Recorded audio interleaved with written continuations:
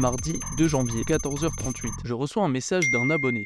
Salut Mister Tech, j'ai retrouvé un ancien ordinateur sous Windows 7 dans mon placard qui ne me sert plus. Ça te dirait que je te l'envoie pour que tu essayes de le sauver en mettant un Linux ressemblant à Windows dessus? Challenge accepté. Je saute sur l'occasion pour faire une vidéo. Alors voilà la bestiole que j'ai reçue. Je regarde sur la référence et je vois une date 2011, donc j'ai peur. Première étape, je l'ouvre, je l'allume. On est sous Windows 7 Starter, le démarrage est lent et évidemment ça rame. Bon, soit. Sur le bureau, ça fonctionne un minimum, je m'attendais à pire. Par contre, quand on lance des logiciels, c'est très long, on a des bugs qui apparaissent. En particulier quand on ouvre et qu'on ferme des fenêtres, il y a des bandeaux blancs en plein milieu de l'écran qui s'enlèvent pas. Donc à première vue, ça avait l'air d'aller, mais en essayant un peu tout, en réalité c'est quasiment inutilisable, c'est une catastrophe. Je vais faire un tour dans les paramètres système pour regarder ce qui se cache sous le capot. Le diagnostic tombe, le cas clinique est grave. En termes de processeur, on est sur un Intel Atom N455 cadencé à 1,66 GHz, le tout accompagné d'1 Go de mémoire vive et tenez-vous bien, le système d'exploitation est en 32 bits. Je me pose sincèrement la question de qu'est-ce que je vais bien pouvoir faire pour accélérer cet ordi, ou plutôt cette pièce de collection. L'abonné qui m'a envoyé ça m'avait aussi précisé qu'il utilisait Linux Mint sur un PC plus récent. Donc ça serait peut-être une bonne idée de lui installer ça vu qu'il est déjà habitué. Je vais voir la configuration requise de Linux Mint et je me rends compte qu'elle est presque aussi lourde que Windows 7. Donc là, je prends la décision de partir sur Zorin OS Lite, qui est un OS plus léger, taillé pour des ordis âgés de 15 ans, le tout ressemblant à Windows comme le voulait notre cher abonné. À ce moment-là, je vois déjà arriver les fous du clavier en commentaire. Quoi? Mais il faudrait mettre un SSD là-dessus, il faudrait changer de processeur, il faudrait rajouter de la RAM, il faudrait mettre l'ordi à la poubelle. Et bah oui, non, pas la dernière option. Eh bien, on a voulu essayer ce concept sans toucher à la config matérielle et sans rien dépenser. J'aurais quand même bien essayé un SSD, mais notre cher abonné et moi n'en avions pas sous la main au format de notre bijou à ce moment-là. Donc, on reste sur l'option passer de Windows à Zorin OS. Maintenant que je sais exactement ce que je veux installer, je fonce.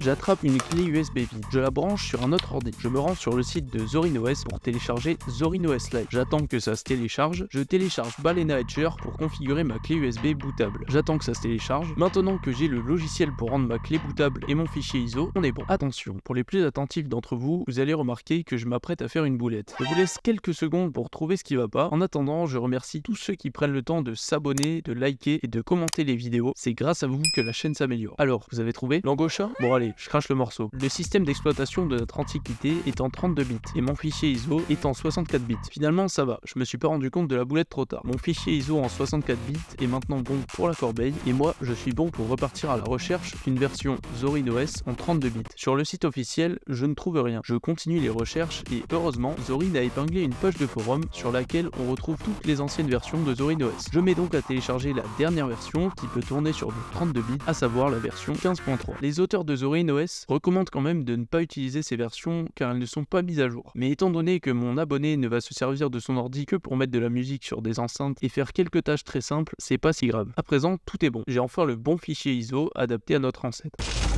Je lance Balena Etcher et je formate ma clé pour la rendre bootable avec Zorin OS Lite. Une fois tout ça fait, je repars sur notre épave, je branche la fameuse clé USB que je viens de configurer et qui va me permettre d'installer Zorin OS Lite. J'allume l'ordi en appuyant sur F2 au démarrage pour arriver dans le menu du BIOS. Je me rends dans la rubrique Boot pour changer l'ordre de démarrage afin que notre clé USB devienne le moyen de démarrage de notre ordi pour que l'installateur de Zorin OS se lance lors du prochain allumage. Je sauvegarde les changements et quitte le menu du BIOS pour redémarrer notre bestiole. Tout s'est bien passé, le démarrage s'est bien fait avec ma clé USB, j'arrive bien au menu que je voulais et je choisis l'option de démarrage, essayer et installer Zorin OS Lite. Après un petit temps de chargement, on remarque que Zorin OS fonctionne plutôt bien sur cet ordi. C'est une très bonne nouvelle, ça a l'air plus fluide que Windows, donc je m'empresse d'appuyer sur le bouton installer. D'abord, je renseigne la langue et je vérifie si la machine a bien détecté le bon clavier. Je choisis une installation sans être connecté à internet. On me demande si je souhaite effacer le disque pour installer Zorin, mais je préfère l'installer à côté de Windows 7. Comme ça, en cas de problème, rien de grave. Sur les 130 Go dispo, j'attribue 30 Go à Zorin OS et je laisse 100 Go pour le stockage des fichiers, ça me semble une bonne balance. Je déclare Paris en position géographique puisque je suis en France et que j'ai envie d'avoir le bon créneau horaire. Je configure les données utilisateurs et le mot de passe en fonction de ce que souhaite notre abonné. J'appuie sur continuer et on est bon. Notre installation est en route, on n'a plus qu'à attendre en croisant les doigts pour qu'il n'y ait pas d'erreur ou de problème. Je m'en vais prendre un petit café en attendant. Non, en fait j'aime pas ça, donc je vais boire de l'eau.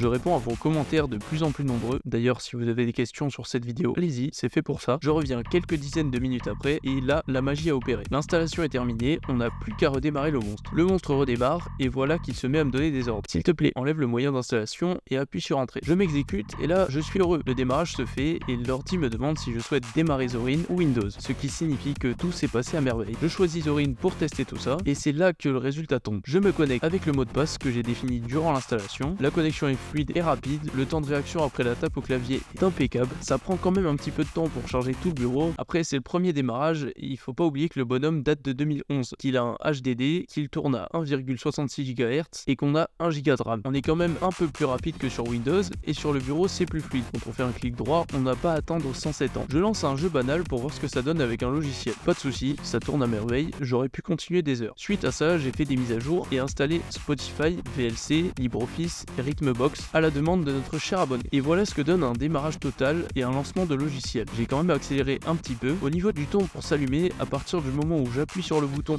jusqu'au moment où la page de connexion arrive, on est sur 1 minute et 5 secondes. Alors ouais, ça reste un peu compliqué, mais avec Windows, on était sur 1 minute 10. Jusque là, rien de très flagrant. Vous allez me dire, ouais, tout ça pour ça. Sauf que la grosse différence se fait sur les autres plans. Pour lancer Firefox, j'ai compté 37 secondes sur Windows contre 12 sur Zorin OS. Pour Spotify, on compte moins de 10 secondes sur Zorin OS contre plus de 15 secondes avec Windows. À l'extinction, il n'y a pas photo. Zorin est plus vif aussi. Au lancement des logiciels et à la fluidité sur le bureau, comme je l'ai dit, sur Zorin OS, le clic droit, la sélection des fichiers, l'accès aux paramètres est très rapide, alors que sur Windows, le petit cercle bleu a le temps de tourner un moment. C'est pareil pour les recherches sur le net, à même connexion et au même navigateur, Zorin va beaucoup plus vite. Et tout ce qui est fermeture de page et multitâche, sur Windows, j'en parle même pas. Sur Zorin OS, on peut se permettre 2 tâches en même temps sans avoir trop de bugs. Bon voilà, cette vidéo touche à sa fin. On peut considérer que la mission est accomplie, puisque grâce à Linux, on est passé d'un ordi inutilisable à un ordi qui prend son temps, mais qui est fluide et fonctionnel sur toutes les tâches simples. J'espère que le format vous a plu.